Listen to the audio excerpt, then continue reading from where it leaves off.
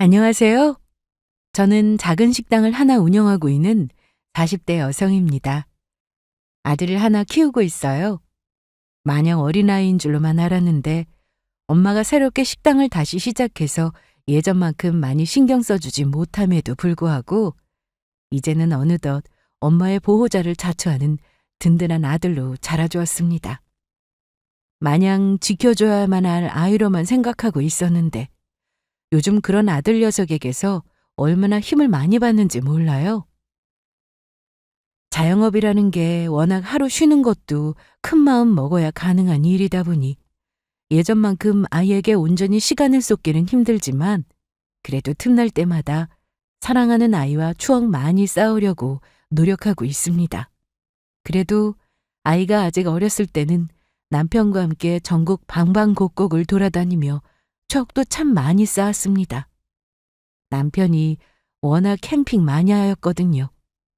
저희 연애할 때만 하더라도 주말마다 한 번도 빠지지 않고 산이며 들이며 바다며 온갖 곳 가리지 않고 전국의 숨은 비경을 만끽하기도 했습니다. 사실 저희 친정 부모님께서는 두 분 다 일을 하시느라고 늘 바쁘셨거든요.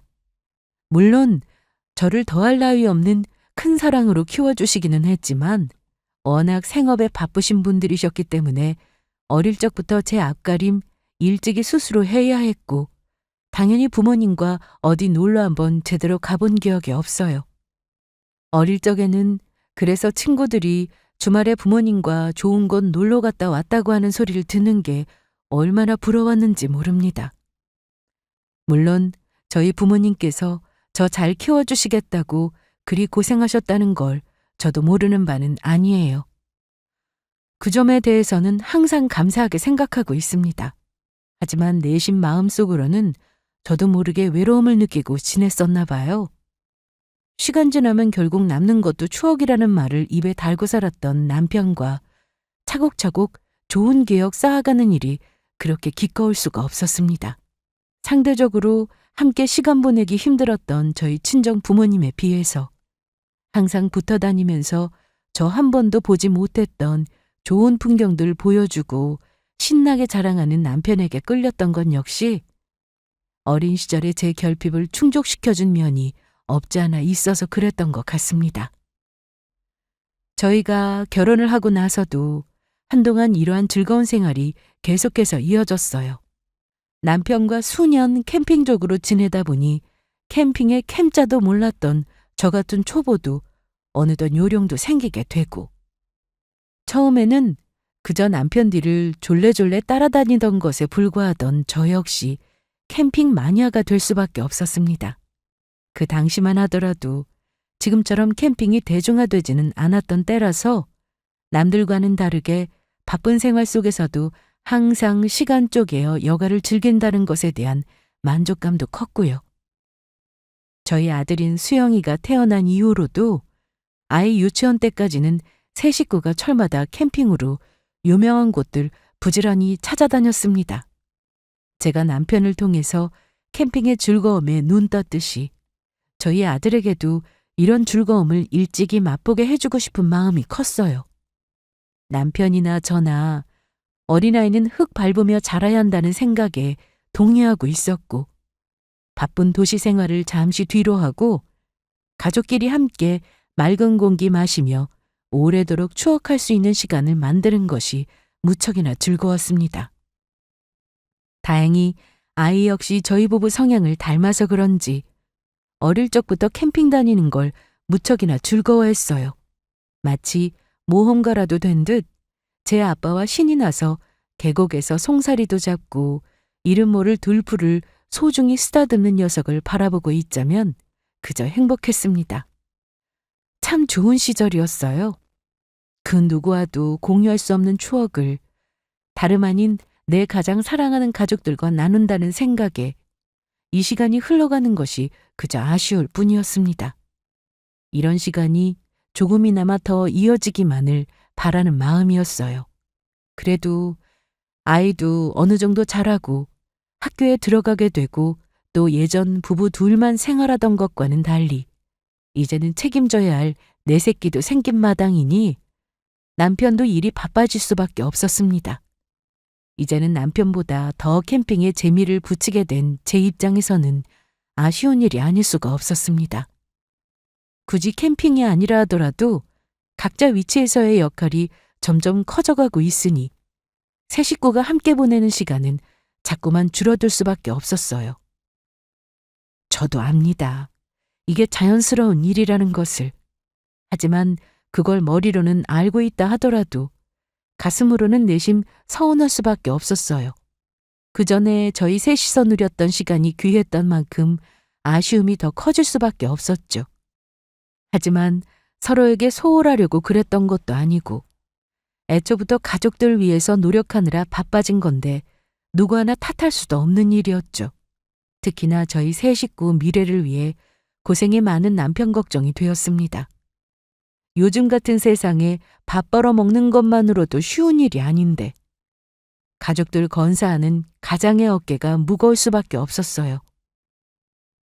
날이 갈수록 출근 시간은 빨라지고 퇴근은 점점 늦어지는 남편 건강이라도 해치지 않을까 걱정이 되어 저 역시 신경을 많이 썼습니다.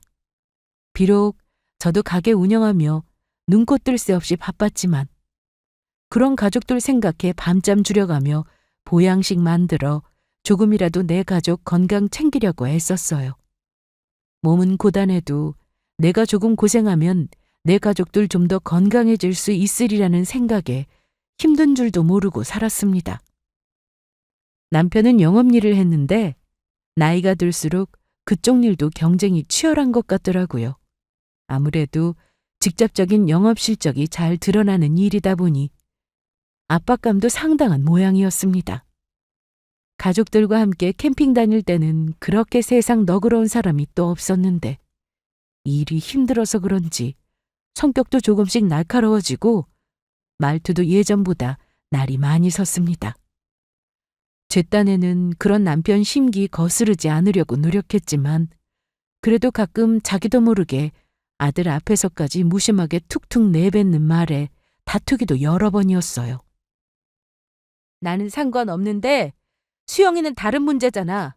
말이 아다르고 어다른데 아빠가 자꾸 그렇게 신경질적으로 얘기하면 애가 무서워서 말이나 붙이겠어?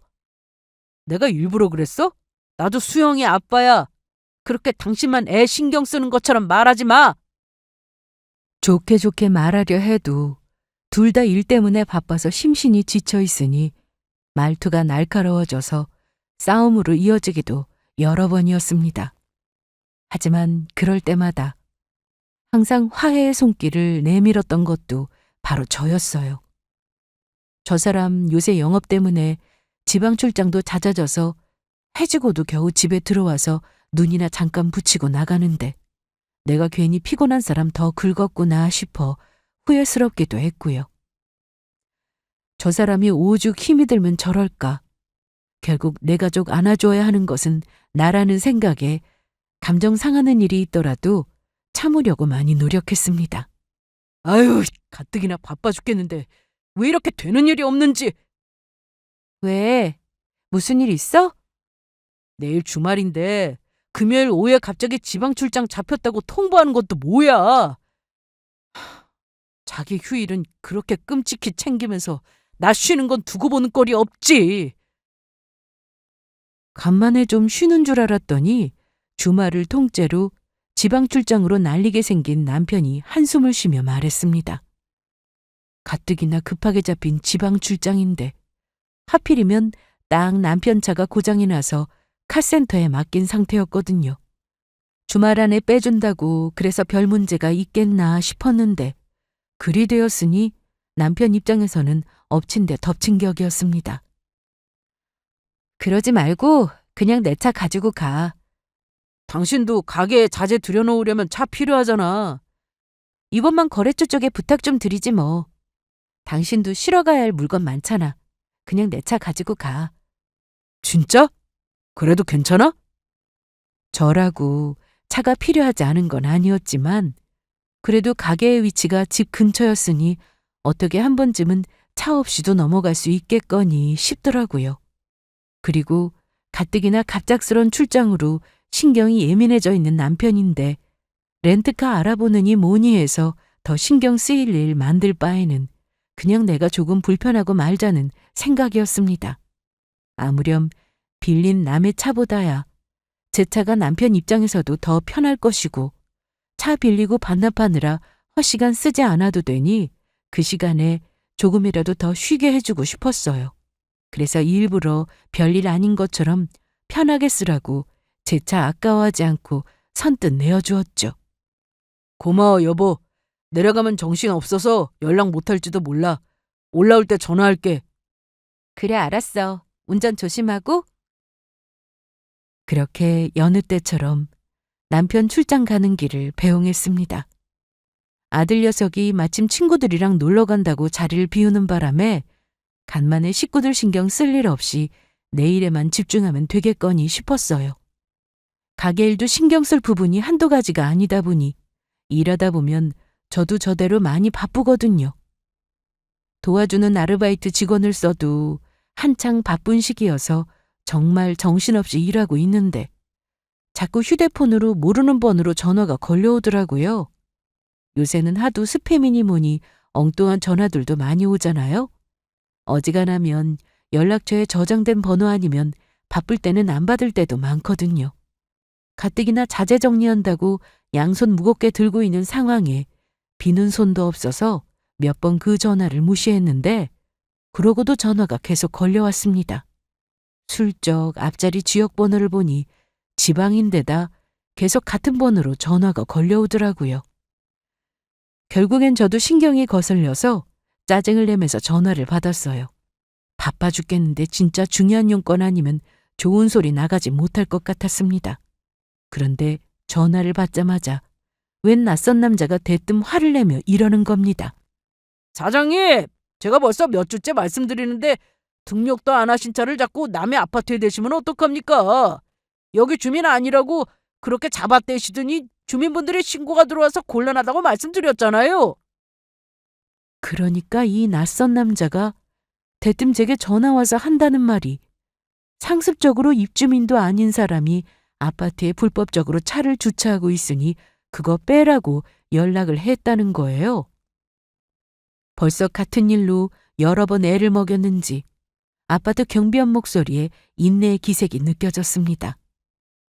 제 입장에서는 황당할 수밖에 없잖아요. 장사한다고 바빠서 저희 동네를 떠난 적이 없던 제 차였습니다. 이번에야 남편이 출장 가는 길에 제 차를 빌려주기는 했지만 남편은 지금 다른 지방에 출장 가서 일하느라고 정신없이 바쁜데 갑자기 이게 다 웬 뚱딴지 같은 소리인가 싶었습니다. 실례지만 지금 전화 주신 분은 누구신가요? 제가 그쪽에 차를 댄 적이 없어서요. 지금 어디서 전화 주신 건가요? 아무래도 전화 잘못 거신 것 같은데요? 이 번호 주인 아니세요? 그렇게 확인하는 전화번호는 제 차 앞에 기재한 제 휴대폰 번호가 맞았습니다. 여기 땡땡동 땡땡 아파트인데요. 정말 차주분 아니세요? 제게 전화를 걸어온 남자가 자신이 웬 지방 아파트 경비원이라고 스스로를 소개했어요. 저한테는 생전 처음 듣는 아파트 이름이었습니다. 하도 이상해서 차량 번호에 제 차종 색깔까지 대조해 보았는데 분명 제 차가 맞았어요. 아니, 다른 곳에 출장 갔다던 남편이 왜 제 차를 끌고 그 아파트에다가 차를 대서 이런 전화를 받게 됐는지 영문을 알 수가 없었습니다. 지방에 출장 갔다는 사람이 당연히 회사에서 내어준 숙소에 있는 게 아니라 저로서는 듣도 보도 못한 낯선 아파트에 며칠씩이나 차를 대놓고 있다는데 아파트 경비원이 전하는 말마다 족족 수상하기 짝이 없었습니다. 제 입장에서야 이상한 생각이 안 드는 게 더 이상한 일 아니겠습니까? 저로서는 불길한 예감에 휩싸일 수밖에 없었습니다.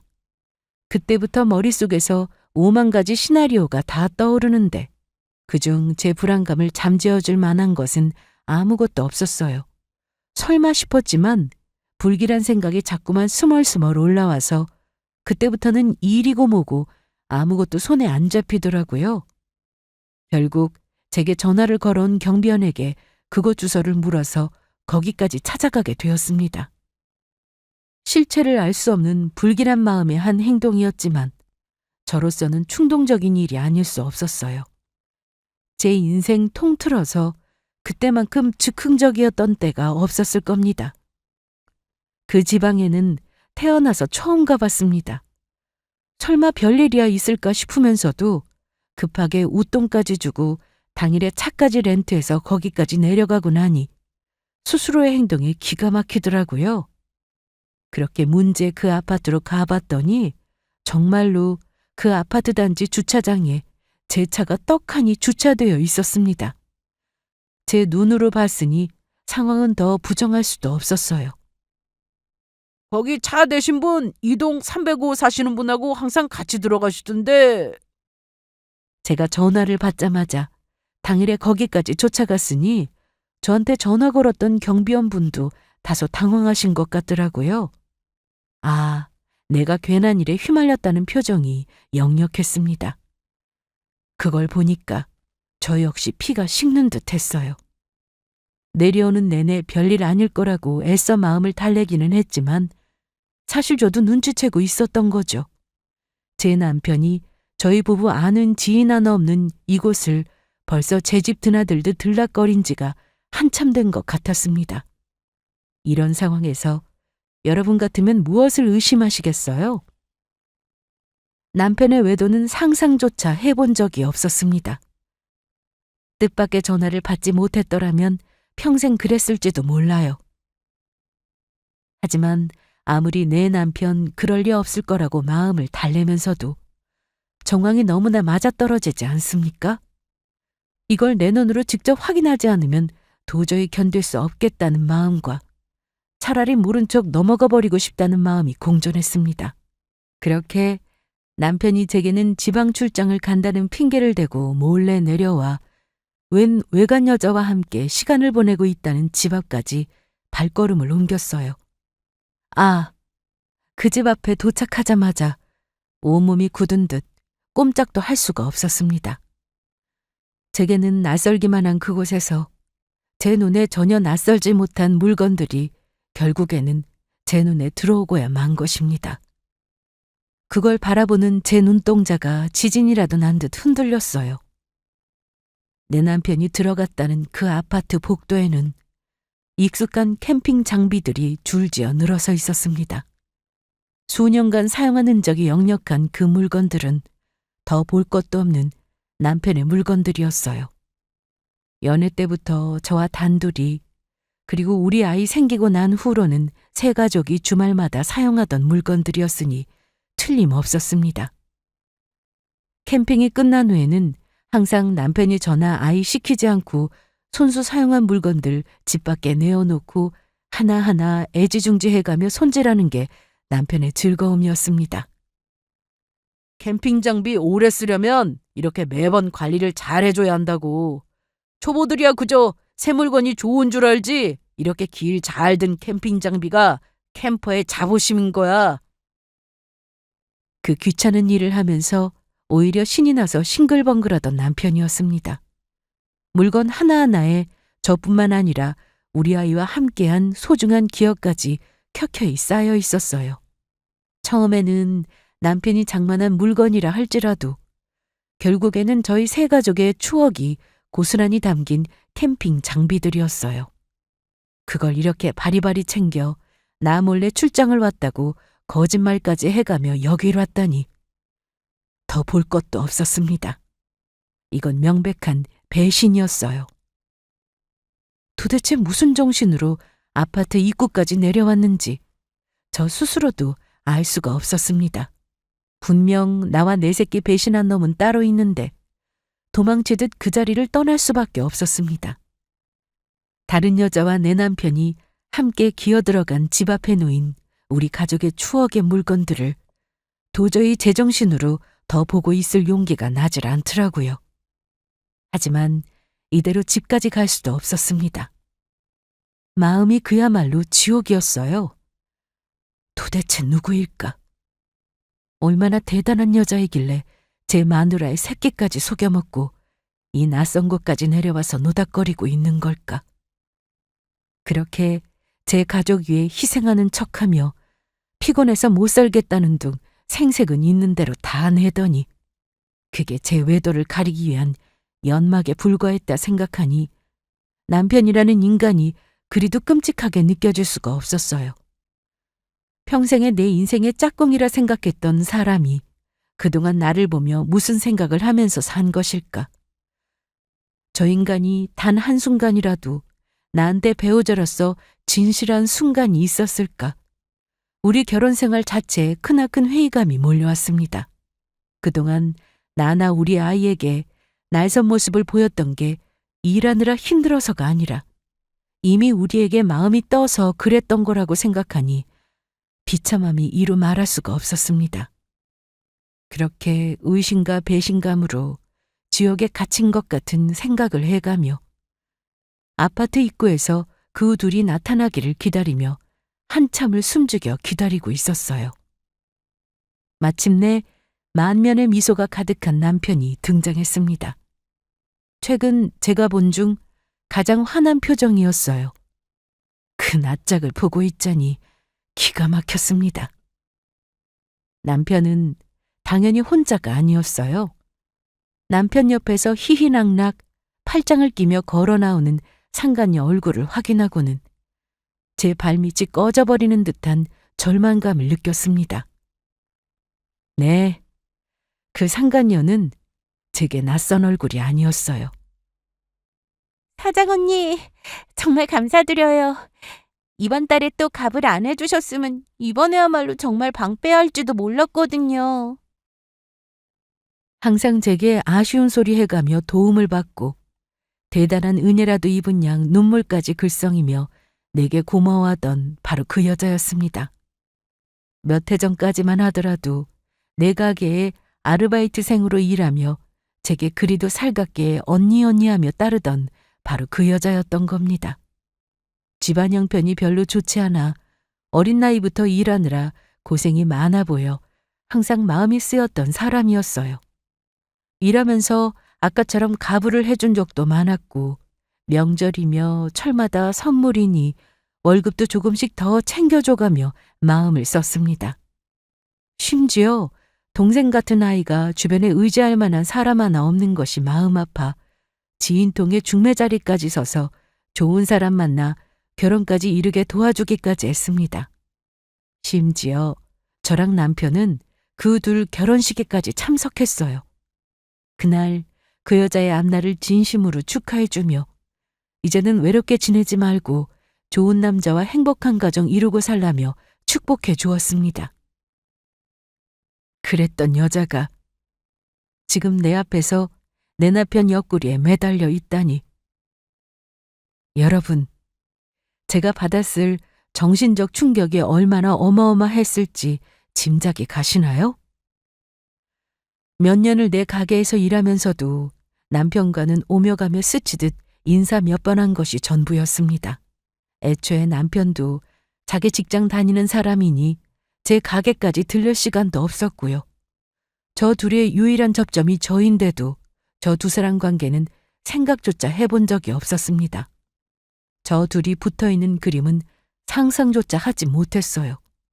그랬던 여자가 지금 내 남편 팔짱을 끼고 자기가 마누라라도 된 듯 착 달라붙어 있었던 겁니다.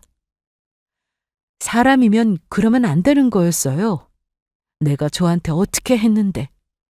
시집간 이후로 자기 남편 따라 지방에 내려가게 되면서 소식이 끊기게 되긴 했지만 그간 제가 해준 것이 결코 적지 않았습니다. 은혜도 모르고 어떻게 제 남편하고 눈이 맞아 바람이 날 수가 있어요. 남편에게만 배신을 당했다고 생각했는데 상간녀 정체까지 확인하고 나자 그만 사람이 끔찍하게 생각될 정도였습니다. 다른 여자애도 기함을 할 판에 어떻게 하필, 어떻게 네가 나한테 이럴 수 있느냐고 걷잡을 수 없는 배신감에 온몸이 부르르 떨려왔습니다.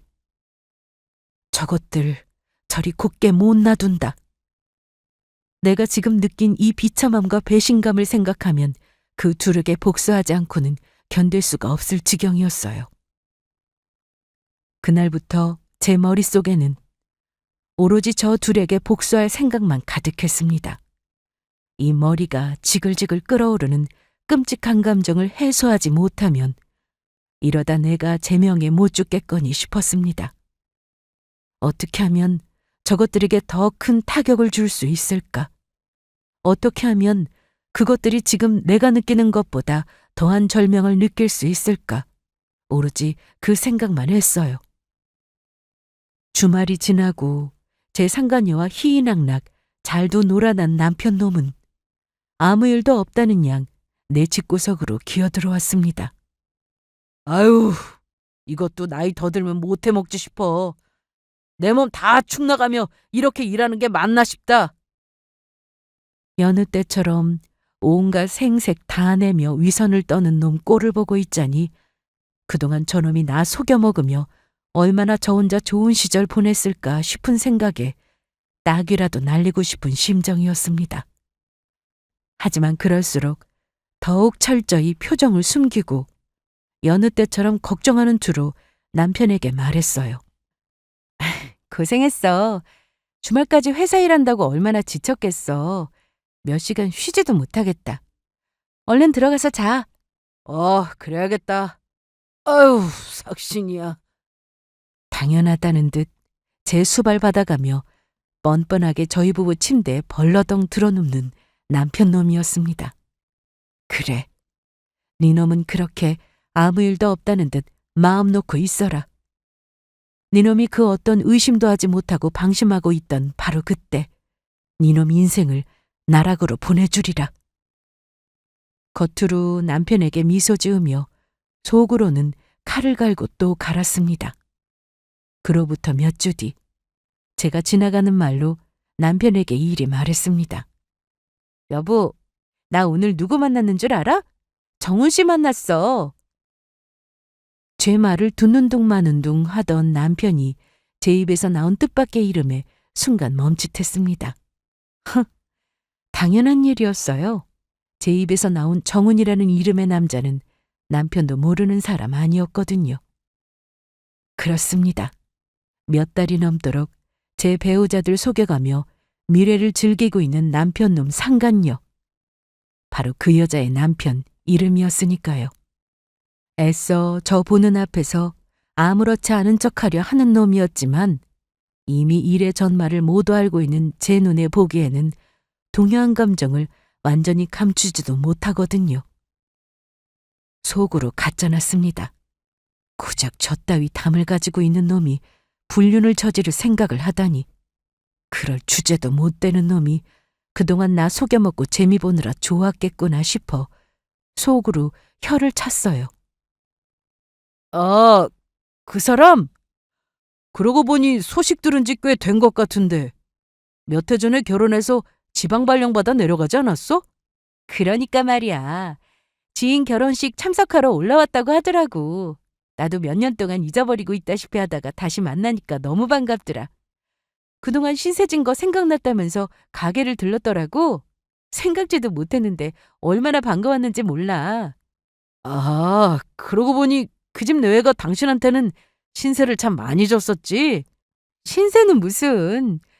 그저 동생 같은 아이가 어린 나이부터 가장 노릇한다고 고생이 많길래 마음이 많이 쓰여서 그랬던 거지.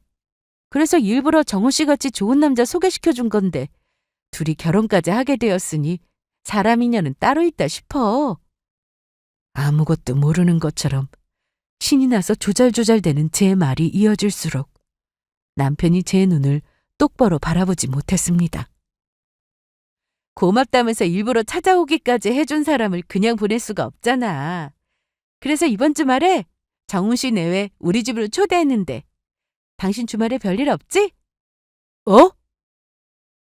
저 혼자 열심히 조잘대는 옆에서 꿀먹은 벙어리처럼 입 닫고 있던 놈이 제가 상간녀와 상간녀 남편을 집까지 초대했다는 소리에 당황을 감추지 못했습니다. 그러고 보니 수희도 시집가고 내려가고 나서 한 번을 못 봤잖아. 둘이 잘 살고 있는지 궁금하기도 하고 나도 오랜만에 보고 싶기도 하고 게다가 정훈 씨가 나한테 부탁하더라고. 자기 때문에 아무 연고도 없는 집안까지 시집와서 외롭게 지내고 있는데 하필이면 근무지가 또 바뀌는 바람에 요새 몇 달 동안 주말 부부처럼 지내고 있다고 하더라고. 수희가 우리 가게에서 일할 때 나한테 의지를 참 많이 했잖아. 그러니 오랜만에 내 얼굴 보면 와이프도 기분 전환이 좀 될 것 같다고 하길래. 사람이 참 자상하지? 그러네. 그러니까 당신도 이번 주말에는 어디 나갈 생각하지 말고 같이 만나자고? 그때 돼서 딴소리하기 없기야? 남편이 당황한 틈을 타 확답을 받아냈습니다.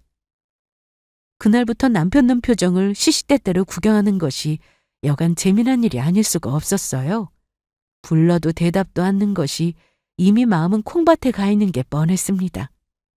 미리 제 스케줄까지 확실하게 확인하고 도망갈 퇴로를 차단한 저였기에 꼼짝없이 상간녀와 상간녀 남편과 사자대면을 하게 된 상황을 어찌해야 할지 아주 죽을 맛이었겠죠.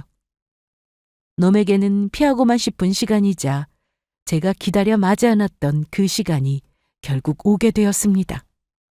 당황스럽기야 그 역겨운 상간녀 역시 마찬가지였겠지만 제 남편 옆에서 미소까지 띠며 나타난 꼴이 뻔뻔하기 짝이 없었어요. 그것들 보란 듯이 만면에 활짝 미소를 띠며 반갑다는 투로 말했습니다. 세상에 수희야, 너 얼굴 너무 좋아졌다. 정우 씨가 정말 잘해주나 봐. 언니, 정말 반가워요. 언니는 몇 년이 흘렀는데도 아직 그대로다. 제가 저 사는 거 바쁘다고 연락도 못 드리고 언니가 저한테 해주신 것들 생각하면 그러면 안 되는 건데. 무슨 소리야. 그저 두 사람 잘 살아주는 것만 해도 나로서는 감사할 일이지. 속으로는 그 뻔뻔한 여자에게 침이라도 뱉어주고 싶은 심정이면서 잘도 천연덕스럽게 그런 말이 나오더라고요. 잠시 뒤 벌어질 상황을 생각하면 지금 이 정도의 말쯤이야 얼마든지 참아줄 수 있었습니다. 그 와중에 서로 흔들리는 눈빛을 주고받는 남편과 상간녀 꼴을 보고 있자니 구역질이 올라올 지경이었어요. 두 사람 인사 좀 해. 오랜만에 보는 거잖아? 그렇지. 네, 그동안 잘 지내셨어요? 그러게요. 정말 오랜만이네요. 이게 몇 년 만이에요? 촌극도 그런 촌극이 없었습니다. 속으로 헛소리들 하고 있네 싶었습니다. 주말마다 저 여자 남편 없는 집구석에서 둘이 무슨 더러운 짓거리를 벌였을지 뻔히 아는데 잘도 헛소리를 나불대는 두 년놈들을 보니 저도 더는 참아 넘길 수가 없었습니다. 오랜만이야? 정말 오랜만이야? 그럼 그렇지. 내가 이날 이때까지 당신이랑 같이 살면서 당신한테 이런 재주가 있는 줄은 몰랐네. 당신 영업일이 아니라 배우를 했어야 했나 봐. 뭐라고? 아까까지와는 다르게 신랄하기 짝이 없는 제 말투를 들으며 남편놈이나 상간녀나 눈에 띄게 당황하기 시작했습니다. 순간 저는 상간녀의 남편과 의미심장한 눈빛을 주고받았어요. 곧바로 표독스런 말투로 그 두 인간들에게 고함을 내질렀습니다. 니들 둘 다 연기 참 잘하네. 오랜만? 오랜만 같은 소리하고 앉았네. 니들 지난 주말에도 붙어 있었던 거 내가 모를 줄 알아? 서로 얼굴 본 지 얼마나 됐다고 모른 척이라니. 둘 다 참 뻔뻔들도 하구나. 이미 모든 것을 확신한 말투로 그것들에게 호통을 치자 그만 얼굴이 사색이 되어버린 남편놈과 상간녀였어요. 어안이 벙벙하던 것들이 퍼뜩 제정신이 들었는지 허둥지둥 발뺌을 하려 들었습니다. 당신 그게 무슨 소리야? 내가 수희 씨 만날 일이 뭐가 있다고? 언니, 왜 그러세요? 언니? 언니? 야 이년아, 네 년이 그러고도 인간이야? 내가 너한테 어떻게 했는데 네가 은혜를 아는 인간이면 어떻게 내 남편하고 놀아날 수가 있어? 지금 무슨 말을 하는 거야? 대체 무슨 오해를 하고 오해 같은 소리하고 앉았네. 아니에요, 언니. 어떻게든 이 상황을 무마하려고 저 하나 이상한 사람 만들려고 혈안이 된 년놈들이었습니다. 그 꼴을 보고 서 있던 상간녀의 남편이 그만 화를 참지 못하고 제 남편 멱살을 틀어쥐었어요. 이 더러운 자식아! 내 집에서 내 마누라랑 뒹굴어 놓고 이제 와서 발뺌한다고 없는 일이 될 것 같아? 내가 너희들 생각하면 자다가도 화가 치밀어 올라서 벌떡 일어날 정도였어. 내가 니들 가만히 둘 줄 알았어? 저보다 한 뼘은 더 큰 남자의 압도적인 힘으로 붙들린 남편놈이 사색이 되었습니다. 대체 둘 다 왜 이러는 거야? 우리가 뭘 어쩌다고? 여보, 여보 제발 이것 좀 놓고 얘기해. 당신 대체 왜 이래? 끝까지 영문을 모르겠다는 듯 구는 그 둘을 보란 듯이 그동안 모았던 증거 자료를 그것들 발치에다 차르륵 쏟아부어 버렸습니다. 그 사진 자료에는 지난 몇 주간 저와 상간녀의 남편이 작당하여 사람까지 붙여 그 둘의 일거수일투족을 따라다닌 기록이 고스란히 남아 있었습니다. 마치 부부라도 된 양 부끄러운 줄도 모르고 팔짱까지 끼고 식당이며 카페며 데이트 다닌 사진부터 신혼부부라도 된 양 사이좋게 마트에서 장을 보는 모습에 차 안에서 애정행각을 벌이는 추접스러운 사진까지.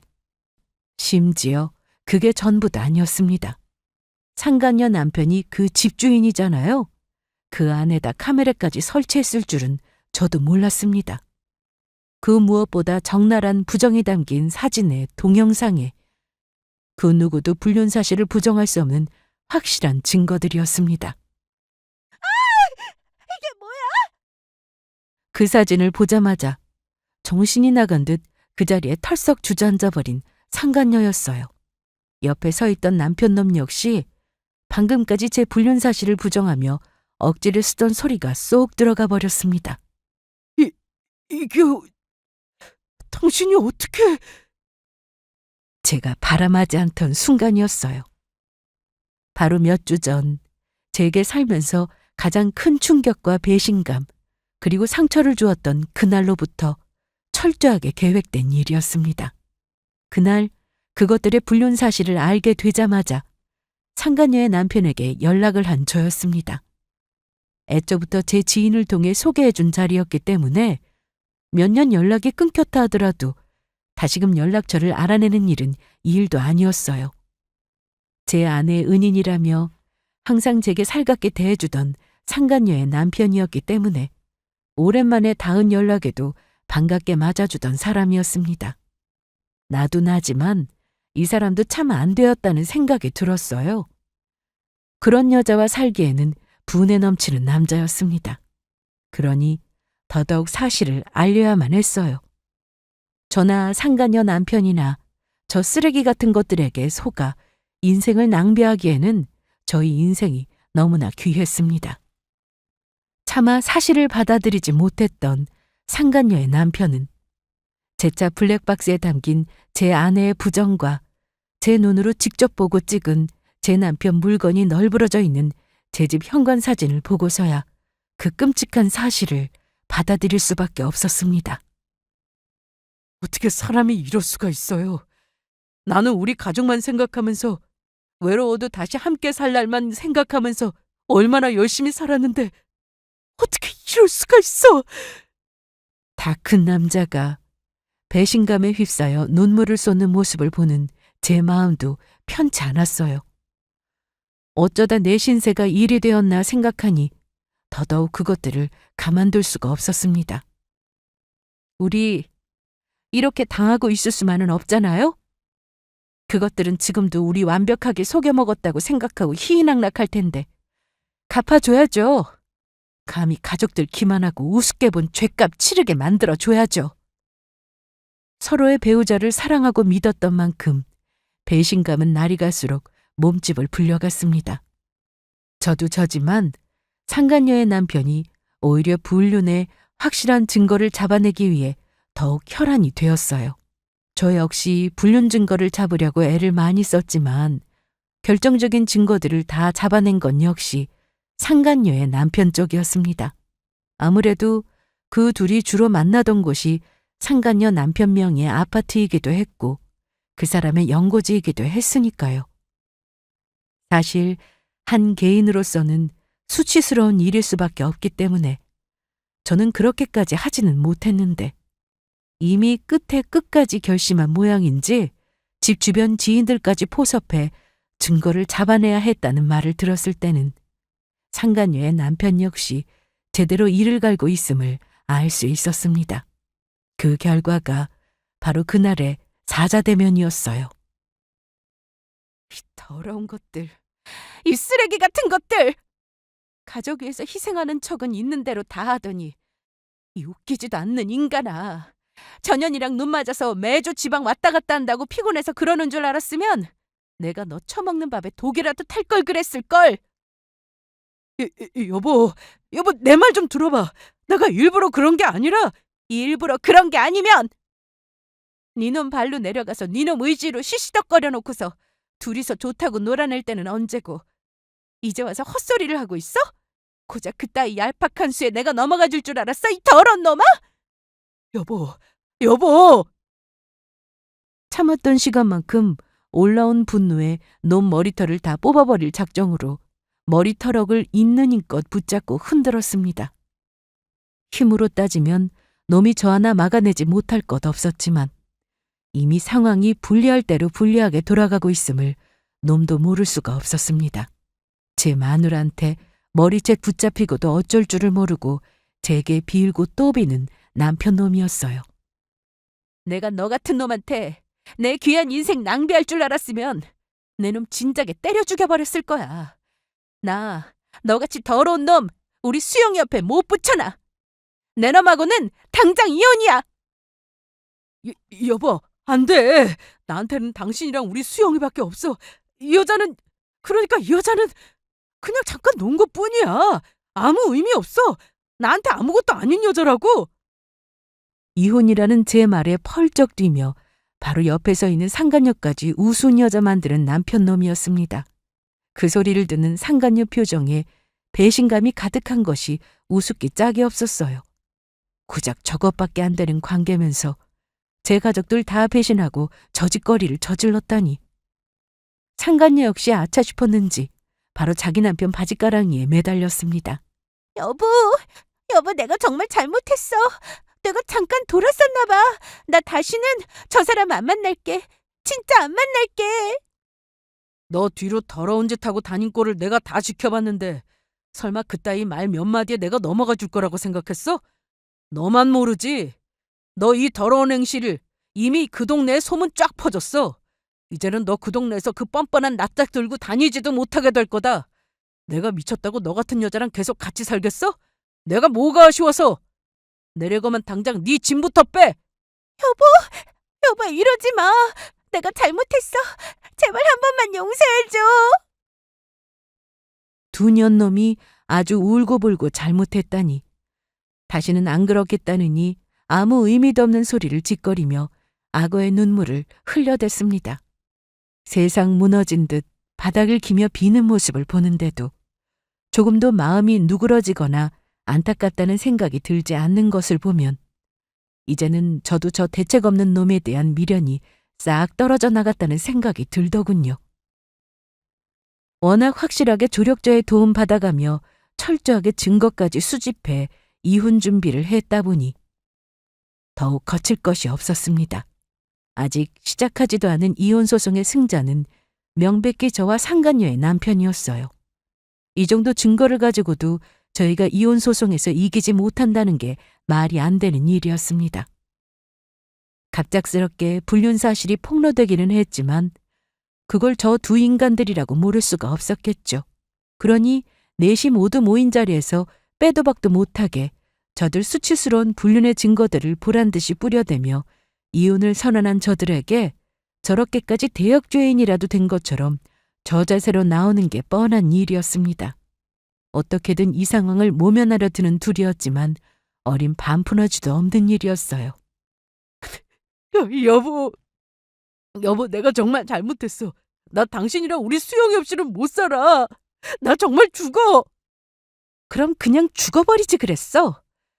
너 네 조강지처랑 네 새끼랑 같이 쓰던 캠핑 장비 가지고 어떻게 전현이랑 같이 쓸 생각을 해? 그렇게 더럽게 어울리면서 네 새끼 생각 안 나든? 나도 나지만 네가 아비라면 그럴 수가 없는 거야. 그거 둘이 같이 쓰면서 네 새끼 얼굴 안 떠오르던? 이 사람 새끼 같지도 않는 놈이. 내가 그걸 알고도 어떻게 네 놈을 아비라고 내 새끼 곁에 붙여놓을 수가 있겠어? 이 쓰레기 같은 놈아. 너는 남편 자격도 아비 자격도 없는 놈이야. 여보 내가 잘못했어. 정말 잘못했어. 뒤늦게 후회의 눈물을 흘려봤자 아무 소용도 없는 일이었습니다. 있을 때 잘하라는 말이 괜한 소리가 아니었어요. 수백 번, 수천 번을 다시 생각해봐도 놈이 그렇게 애걸복걸하고 제 앞에 무릎 꿇고 엎드려 빌어봤자 제 마음이, 제 결정이 바뀌는 일은 없었을 겁니다. 역시 세상 가장 비참한 꼴로 자기 남편 앞에서 고개를 조아리고 있는 상간녀를 포함해서 말이죠. 그렇게 저는 결국 이혼을 했습니다. 저나 상간녀의 남편이나 이미 단단히 이혼을 준비하고 있었기에 소송에서 아주 유리한 결과를 볼 수 있게 되었어요. 아이 양육권, 친권 빼앗아온 건 당연한 일이었고 금전적으로도 가져올 수 있는 최대한 빼앗아올 수 있었습니다. 위자료 재산 분할 모두 저희 쪽에 유리하게 책정되었고 서로의 배우자를 기만하고 즐겁게 놀아난 몇 달의 시간이 그것들 인생을 돌이킬 수 없는 진창으로 처박는 결과로 이어지게 되었죠. 온 세상이 불륜을 저지른 더러운 연놈으로 낯짝 제대로 들고 다니지 못할 정도로 손가락질 받게 된 건 역시 당연한 일이었습니다. 상간녀의 남편이 명예훼손 소송을 감수하면서까지 그것들 지저분한 사진 몇 장까지 지인한테 푸는 바람에 아주 공공연하게 조롱과 성희롱의 대상이 된 전 남편과 상간녀였어요. 저나 상간녀 남편이나 서로의 배우자에게 상간녀 상간남 소송까지 걸었기에 저는 거기서 마무리하려고 했는데 뜻밖의 수학이기도 했습니다. 주변 시선이 두려워서였는지 전 남편 놈이나 상간녀가 지내던 곳 일 정리하고 도망치듯 타 지역으로 거처를 옮길 수밖에 없을 정도로 타격이 컸어요. 그렇다고 그 둘이 다시 붙는 일도 없었습니다. 거액의 이혼 소송에 상간 소송까지 오가는 동안 그들의 습자지 같았던 일말의 애정 역시 서로에 대한 증오로 바뀌었을 터였을 테니까요. 서로 좋아서 붙어 있을 때는 언제고 제 신세 이렇게 망친 건 결국 서로 니 탓이니 해가며 개싸움까지 했다는 것도 상간녀 남편 통해 전해 듣게 되었습니다. 참 뻔하고 시시한 불륜남녀의 결말이었어요. 이제는 그것도 벌써 해를 몇 번이나 넘긴 일이고 저희 가족에게 전 남편이 자취를 감춘 것도 한참의 시간이 흘렀습니다. 그동안 저도 가게 새로 정리해 재오픈하는 등 환경의 변화가 있었고 그러는 동안 곁에서 제게 누구보다 큰 힘이 되어준 저희 아들 덕에 힘든 시간 잘 이겨낼 수 있었어요. 무엇보다 내 아이 상처받지 않고 잘 키우는 것보다 더 중요한 일은 없기에 수많은 일이 있었음에도 불구하고 착하고 바르게 잘 자라주어 엄마의 힘이 되어주는 아들과 함께 잘 지내고 있습니다. 저는 앞으로도 내 사랑하는 아이와 함께 저희 두 사람만의 소중한 추억 쌓아가며 잘 지내도록 하겠습니다. 오늘 제가 여러분께 들려드릴 이야기는 여기까지예요. 다사다난했던 제 사연, 마지막까지 함께 해주셔서 정말 감사합니다.